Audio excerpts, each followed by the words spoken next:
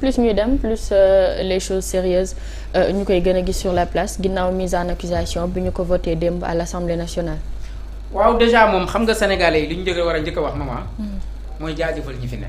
parce que déjà am na lenn ci loo xamante ni li Olof Njaay di wax naan seen jaan wàcc na déjà. parce que li ñu warloo woon ak sénégalais yi li ñu diggoon sénégalais yi defe naa ni. matal nañ ko démb ca assemblée nationale. ñu njortees ni dañu jël alal joo xam moomuñu ko te ñu di woon ay ministre jaaraleen ci procédure ba jàll.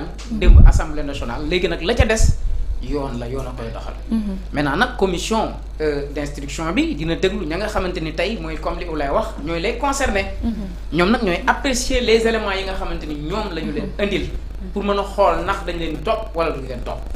maintenant nag ñoom appréciation yi ñuy def nag lépp ci yoon lay jaar ak ci ay procédures yoo xamante ni yoon moo ko tënk yoon moo ko encadré. moo tax ma ni autorités yi la ñu waxoon sénégalais yi wax dëgg yàlla parce que lii gëj na am Sénégal. toog ñu ni ay anciens ministres ñu ngi leen di traduire devant la justice loolu gëj na fi am trop donte nag am na fi épisodiquement mais lu fi gëjoon am na surtout nag ay ministres yoo xamante ni ñëpp jàppoon nañ ñii moom ay intouchables lañ kenn du leen laal. loolu nag jàpp naa ni tey loolu matal nañ ko devant les sénégalais ñi nga xamante ni tey lan la digoon askan wi loolu ñu ngi ci woon te dem bañ nekkee assemblée nationale député yi assumé nañ la nga xamante ni moom mooy position bi te fàttali nañ également ni loolu lañ digoon sénégalais yi. maintenant nag beneen lecture bi moo di nii wax na ci cas Ismaïla Madior Fall. xam nga Ismaïla Madior Fall dans un premier temps. sénégalais nag dafa gaaw a fàtte mais Adama Gaye nii di journaliste. il y a 1 an. waxoon na ni marché bracelet électronique yi. surfacturation daf ci am. bi Aïssata Tall Sall ñëwee sax menacé woon na ko ni da ko yóbbu si yoon parce que daf ko diffamé affaire bi mujjul fenn Adama Gaye moo njëkk a taxaw ne surfacturation lu doon jar 3 millions. taxé ngeen taxé ko 3 milliards génn leen ngeen leeral Sénégalais si surfacturation moo tax bi ñu ñëwee ma dégg ni marché bi am na surfacturation surprendre ma. parce que loolu déjà toppaguñ ko ci sax. waaw loolu dina ñëw. léegi xam nga corruption lañ ko toppee ne marché bi jaar na yoon. léegi nag il faut nga fàttali ko ni. am na koo xamante ni tey ñoom jàpp nañu daf leen favorable. waxoon na ni marché bi jaarut yoon ci jamono yooyu. il faut que loolu ñu delluwaat maintenant nag mbirum corruption bi wax nañ ci waxati ci. Ismaïla Madior Fall jàpp naa ni moo gën a enfoncé boppam. parce que keroog la mu wax ci émission Maïmouna Ndour Faye xam nga ku moom xar mi nga bàyyi buum bi. en tant que ministre de la justice nga yëkkati kàddu yi nga xam yëkkati na ko nit ñëpp am ci appréciation ni yow lii moom mënuñu ko dëppee lenn lu dul corruption. yow nga taxaw ni waa ji daf la may xaalis 50 millions waa ji taxaw ne yow yaa ko laaj xaalis 250 millions mu jox la lii. d'autant plus et le plus grave encore mooy bail bi nga xamante ni dañ ko jox waa ji lan la wax ci bail bi. bail bi non seulement la commission de contrôle des opérations domaniales. reconnaître une authenticité ba bail boobu. te Seydou Gueye nee na. man de damaa toog rek ñu jox ma baay. joxewul benn kayit. wala Sénégal da ngay toog rek ñoo dil la sa baay. déedéet deful benn démarche en tout cas. nee na deful benn démarche joxewul pièce d'identité joxewul. nee na Ismaïla Madior Fall et son directeur des constructions ñoo ko woo jigi jox ko baay. moom daal nee na amul benn démarche bu mu def. ah man de bu dee Sénégal léegi dafa changé ay texam. man yëguma woon loolu. bu dee da ngay toog rek léegi ñu indi lay këyit ne la am nga baay. moo tax banque ba bañ demee banque ba daal di koy rejeté. effectivement donc nag en tant que ministre de la justice te wax nga léegi violation yi mu def ci yenn dispositions yi. en tant que ministre de la justice moo tax ma ni tey képp ku ñu mën a sanctionner ci ay ministres man pour man sanction yi ñu war a teg ci Ismaïla Madior Fall moo war a gën a sévère. parce que il était le ministre de la justice. garde des sceaux koo xamante ni tey boo ko lañ doon yaakaar bu secteurs yi amee problème secteurs yëpp xam nga tey. justice dafa bokk ci suñu quotidien.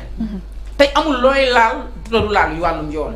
tey bu ñu ñëwoon administration nangam dara am na fa ñun ñëpp ci yoon lañu yaakaar pour mu réguler. waaye ki ñu yaakaar pour mu réguler bu dee kooku moo violer ay dispositions de la loi. mais kooku kon yan sanction la war a xaar. ki ñu tànn ci Sénégalais yépp ci ñi jàng droit ñëpp xarañ ci lool ñu tànn la si yow kenn ne kaay yow la ñuy dénk ministre de la justice. pour nga respecter la loi. léegi loolu moo tax ma ni bu Ismaïla Madior Fall tey bu dee dañuy sanctionner li ñu koy toppee bu dee moo ko def buñ ko ciy sanctionner sanction yi gën a war a gën a sévère lañ ko war a teg. parce que lii dafa war a nekk une leçon pour ñi nga xamante ni ëllëg ñu ngi di ñëw.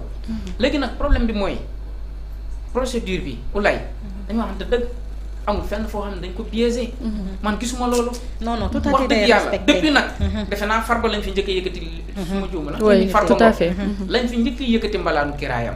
nga xool Farba Ngom nekk un acteur politique loo ko bañal xam ni am na lu ab doole politique bu topp ci ginnaaw. dëgg la Farba Ngom ñu respecté procédure am ba tey kenn yënguwul ñene woon sax dañuy yëngu ndax nangam ak nangam bañ fatee Farba Ngom kaso. benn fan ñaari fan déggatoo kenn. ñene woon dañuy def sax révolution. ñooñu bañ lekkee soos ya lañ leen gëj a dégg. bu ñene woon dañuy def nu mu tuddati waaye indépendance. ñooñu boobu nga leen gëj a dégg. parce que procédure bi moo jaar yoon. Moustapha Diop gis nga procédure am keroog Maître Tall mu ngi koy wax.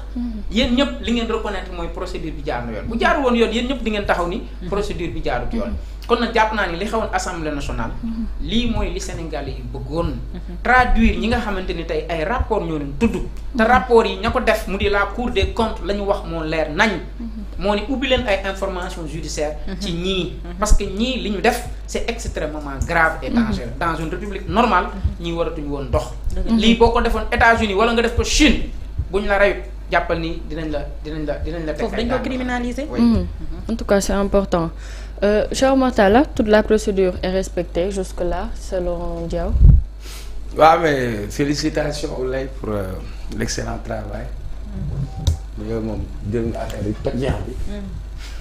teg ko ba ñu mën a xam donc je te félicite pour ça. et puis ça permet au moins aux Sénégalais xam de quoi il s'agit li nga doon wax nag mooy la mise en accusation. mooy résolution bi.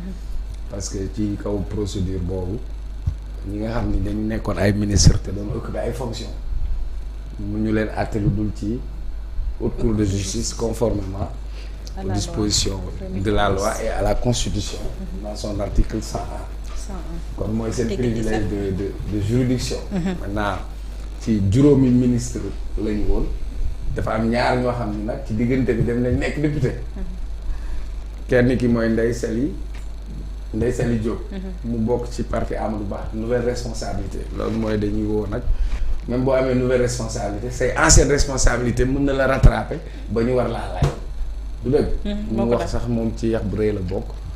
ma ne ko la noblesse n'est ni dans le sang ni dans le rang ni dans l'acte de l'instant que tout le monde est redevable, tout le monde est justiciable, que tu sois ministre, que tu sois X ou Y. Maintenant pour man le débat se pose parce que li nga xamante ni mooy loi bi institué haute cour de justice depuis 2002 la et te ni nga ko waxee noonu la parce que boo demee ci li nga xamante ni mooy loi organique bi tu verras que yëpp dañ ko ci définir bu nekk ak rôle am mais ak processus bu nekk ak étape am parce que saa yu renouveler assemblée nationale rek automatiquement dañuy teg haute cour de justice dans les 30 jours maintenant ci article 17 mu ne la résolution de l'Assemblée nationale votée dans les conditions prévues à l'article 100 de la Constitution et portant mise en accusation devant la Cour de justice contient les prénoms l'énoncé sommaire des faits qui leur sont reprochés mooy ce que tu viens de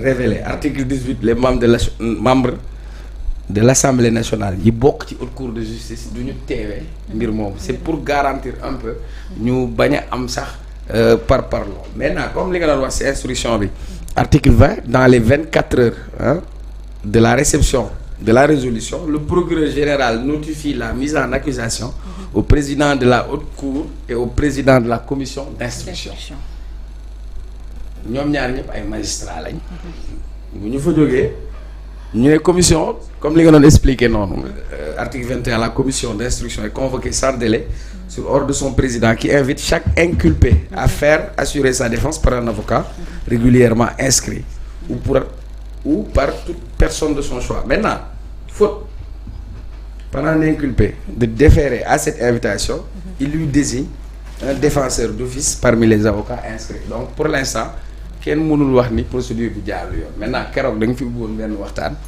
ci par rapport ak cour bi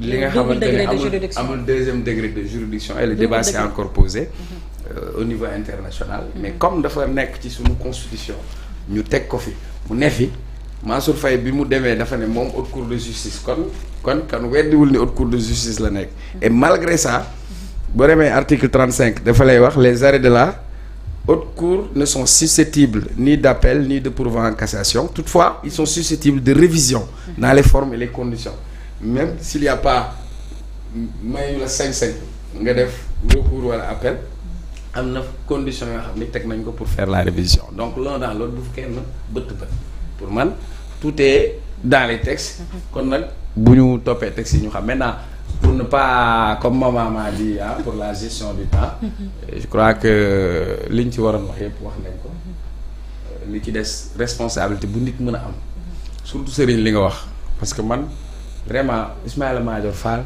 wax naa si waxati si parce que c'est comme une déception laa am si moom bu ngànd quoi boo xam mun moo qualifié parce que dafa am fu ñu ko tegoon mais mooy li ma leen wax am na loo xam Macky day suul ndaanaan mais am na loo xam ne dalaa warul parce que moom moo génneel boppam kàddu moom moo toog ne waa ji ñëw na di ko corrompre loolu déjà rek loolu délit la tentative de corruption yow nga nekk ministre de la justice yow yaa war a nekk exemple de probité morale parce que yow la ñu dénk lii yoon maanaam fu njuba di am yaa ko war a jubal kon bukki su yebee gaynde ci doxin bala kon lu tax kooku am sañ-sañu ñëw ne dalay ger